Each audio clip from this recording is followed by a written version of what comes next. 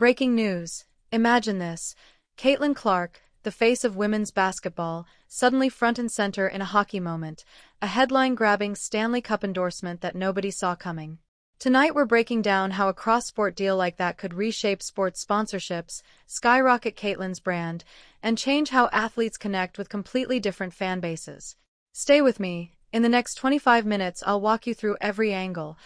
Why this move makes wild business sense, what the activation would look like, how fans and brands would react, and the biggest wins and risks for Caitlin Clark. If you love deep takes and hot sports business breakdowns, you're in the right place. Let's dive in. Welcome back to the channel. I'm your name, and today we're unpacking a massive hypothetical, a high-profile Caitlin Clark endorsement tied to the Stanley Cup. Yes, the NHL's most iconic trophy and brand.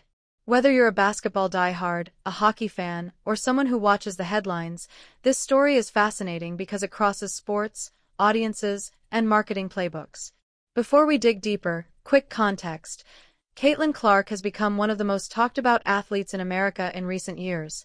Her on-court play and off-court marketability have made her a top athlete for brands. And lately Clark's off-court presence has been growing. Signature logos, Nike partnerships, and major media attention have all put her at the center of brand conversations. That superstar status is exactly what makes a speculative Stanley Cup endorsement such an attention grabber. So what exactly do people mean when they say Stanley Cup endorsement? There are a few versions. A direct partnership with the NHL or the Stanley Cup brand, official sponsor or campaign face. A cross-promotion where Caitlin appears on Stanley Cup marketing assets, ads, billboards, and social tie-ins. A paid ambassador role tied to Stanley Cup events, award nights, fan festivals, or co-branded merchandise. Each version has different implications for exposure, revenue, and long-term branding. A full NHL partnership would be unusual, but it's the most powerful in terms of cultural conversation. A smaller activation, like appearing in a Stanley Cup ad, is more plausible but still huge. Let's break down why the idea actually makes business sense. Audience crossover and growth. Caitlin Clark's fanbase skews young, passionate, and social media native, exactly the group the NHL wants more of. A Stanley Cup endorsement brings basketball eyeballs to hockey and gives Caitlin exposure in new markets. That kind of cross-pollination is golden for sports leagues trying to expand their fan bases. Brand differentiation for Caitlin. She's already associated with basketball and mainstream brands. Tying into the Stanley Cup creates a narrative. Caitlin is not just a basketball star, she's a cultural athlete, able to bridge sports boundaries. That's premium positioning for future deals and longevity. Fresh sponsorship playbook for the NHL. The NHL gains cultural relevance and media buzz by aligning with a breakout star from another sport. Leagues are competing for attention. This makes the Stanley Cup feel modern and headline-worthy. Creative activation opportunities. Imagine Caitlin shooting from center ice in a viral ad, or appearing courtside/ice side for cross-sport events, or co-branded merchandise mixing jerseys and hockey swag. Those activations drive social shares, which is the currency of modern marketing. All of this together explains why big brands love cross-sport narratives. They create talking points beyond the scoreboard. If this were real, what clauses and elements would be in the deal? Term length. Likely 1 to 3 years to test cross-market resonance. Compensation structure. Base payment plus performance/activation bonuses plus equity or revenue share on co-branded merchandise. Exclusivity.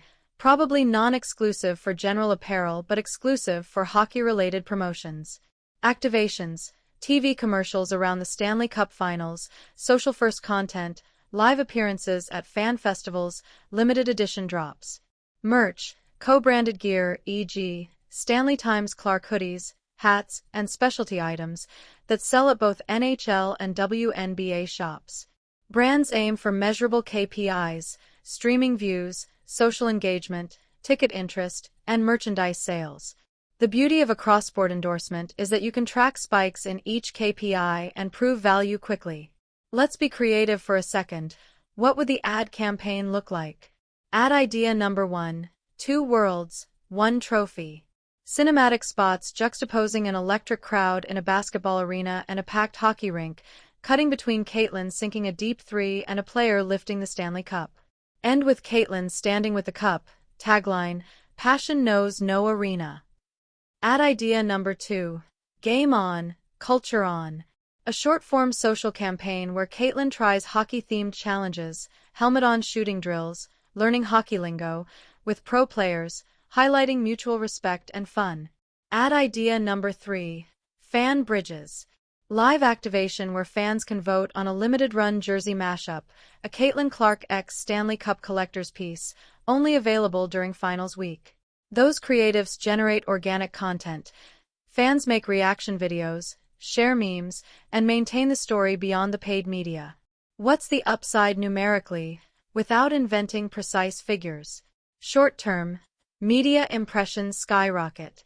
A clever cross-sport push will be covered by sports, mainstream, and cultural outlets. Midterm, sponsorship demand for Caitlin could increase because brands see her reach into multiple fan bases. Long-term, brand equity gain. Cross-sport activations build Caitlin's status beyond athlete to cultural icon, which is what drives lifetime earnings, post-career opportunities, and legacy deals. There's also a trickle-down effect for the WNBA. More visibility for one top player lifts league interest, media rights value, and grassroots participation. So a strategic endorsement can be a win beyond just the individual.